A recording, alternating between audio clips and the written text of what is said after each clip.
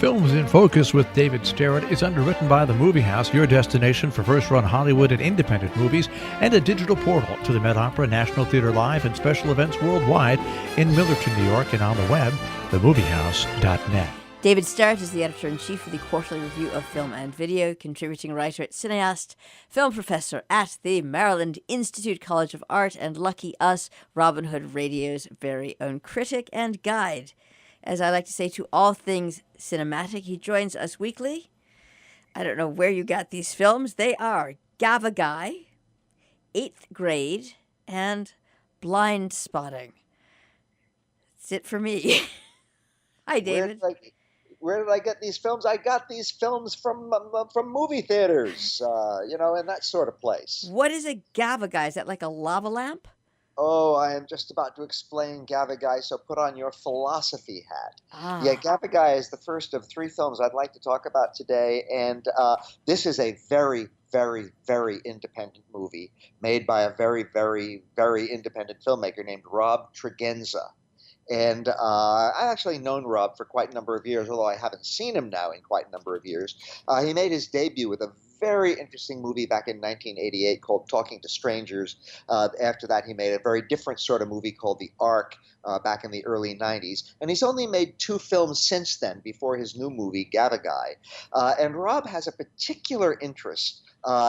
He's always interested in using particular cinematic techniques in meaningful ways that mesh in very intimately with the subject matter of the movie that he's making, the narrative of the story that he's telling. And in this case, Gavagai is very much using the long take, the shot that goes on for a long time without a cut. We have the first example of this at the very beginning of the film when a man gets off a train, walks away from the train, sort of disappears around a bend in the road, and the camera keeps going and going, and then all of a sudden the man is back, only now he's running. And he runs and he jumps back on the train because he forgot something.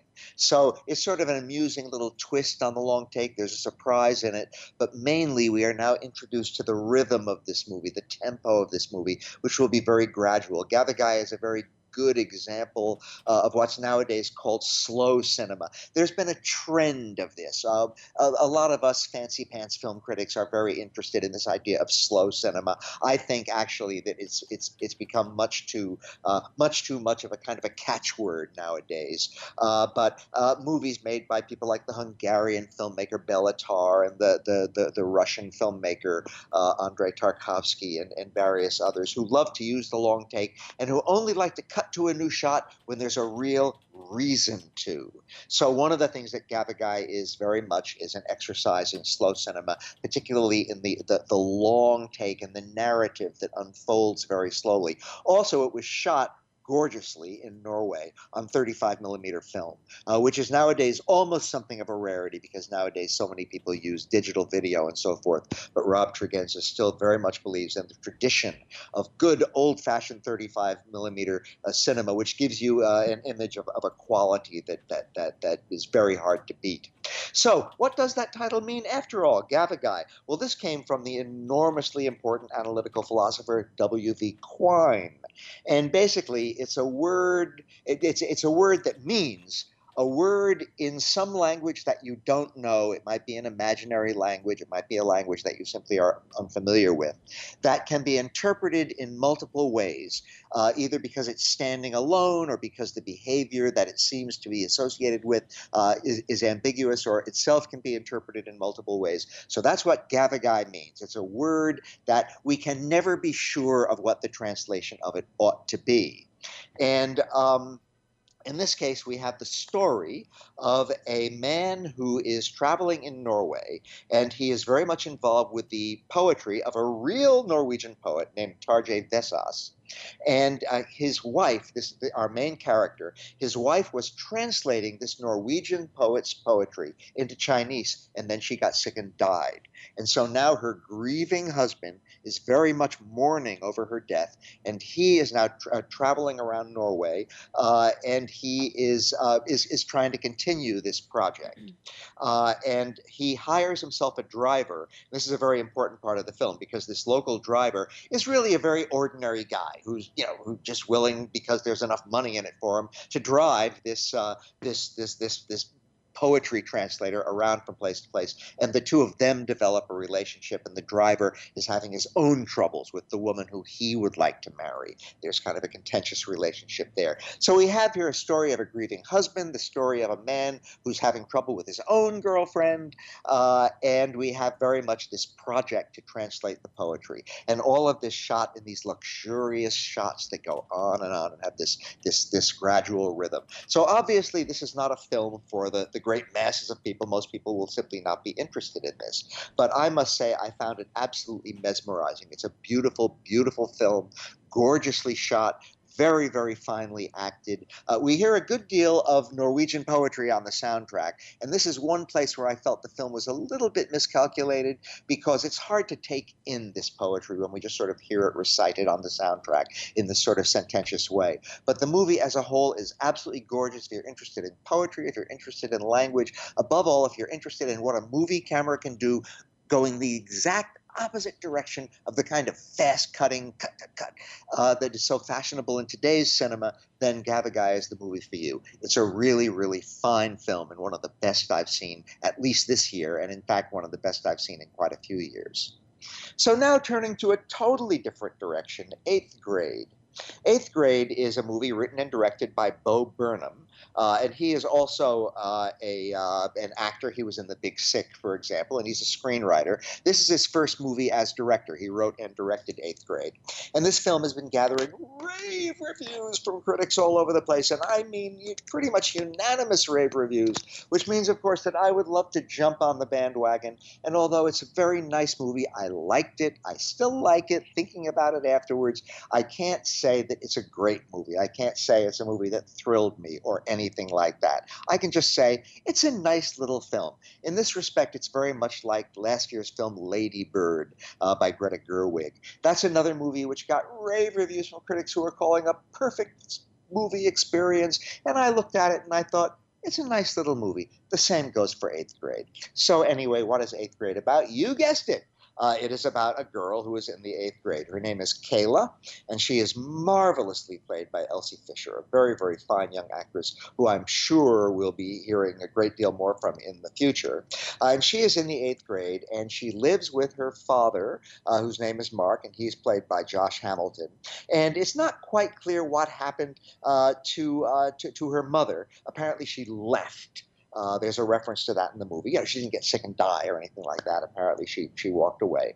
But now Kayla, going into, starting to approach her middle teens, is living with her father, and he's a very, very nice guy who is doing everything he can to be a good father to Kayla. And what she goes through are the trials and travails that probably every single 8th grader in America, if not every single 8th grader everywhere in the cosmos, goes through. She wants to have a boyfriend, but she's sort of nervous and shy around boys. She wants to have regular girlfriends, but she's sort of nervous and shy and can't quite get in with the in crowd as much as she tries. And so she is always sort of looking for the second best thing, and that sometimes does really turn out to be second best. Certainly nowhere near the top of the line experience that she wants to have, etc. So that's one of the things I think that is not so excellent about the movie, is that it is not really very original. It kind of deals with the things that we expect the movie to deal with. That said, it deals with them in nice and sensitive and humorous ways. One thing that is unusual about our main character, Kayla, is that she does videos. She makes videos of advice for her friends, and she posts them on YouTube.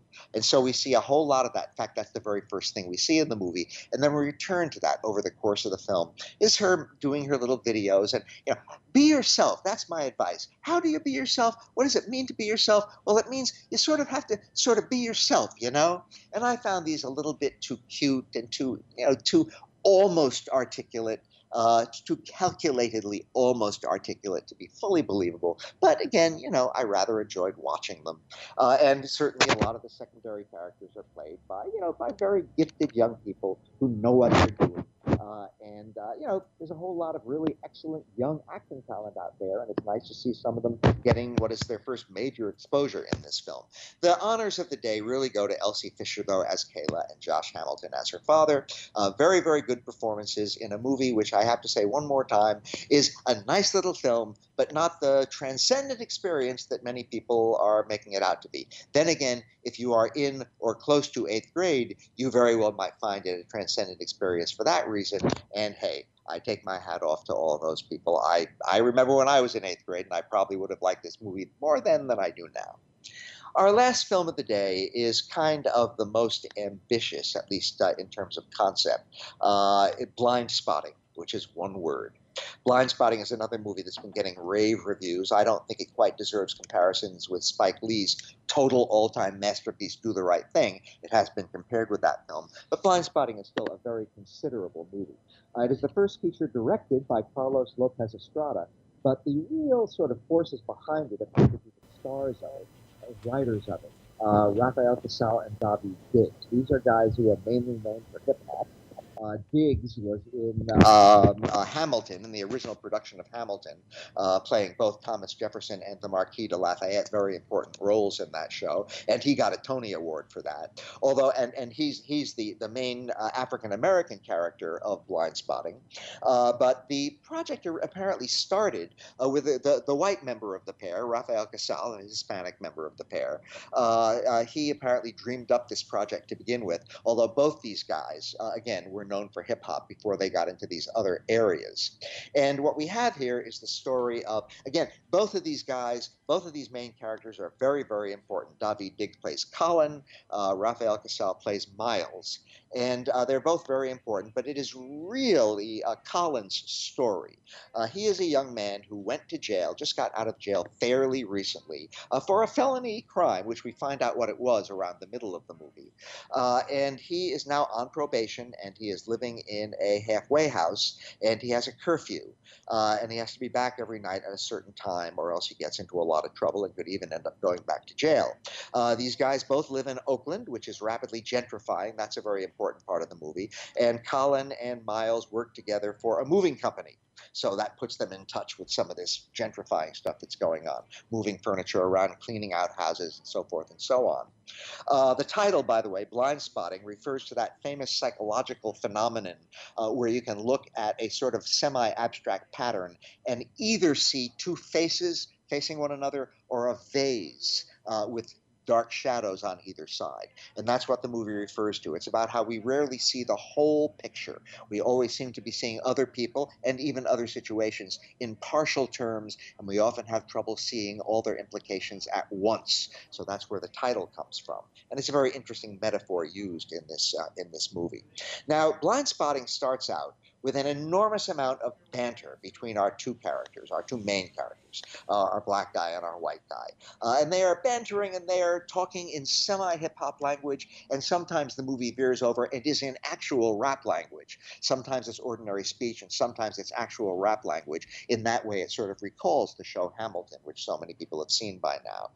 But there's a whole lot of banter and amazingly fast back and forth and clever stuff and, biting stuff and all that. And at first I thought, oh, this is going to be one of these modern buddy movies, and it's just going to be these two guys having a good time with each other and exchanging digs and insults and clever remarks, and it's going to go on for a couple of hours, and I'll think it's an okay movie. But then it gets much more interesting than that as it goes along, because it turns out that this movie, as funny as some of it is and as sort of fast and clever as it pretty much all is, it is very much about real issues, and it is particularly very much about the violence that is lurking just below the surface and frequently erupts above the surface in a place like Oakland and in sort of very mixed and tense communities all over the United States.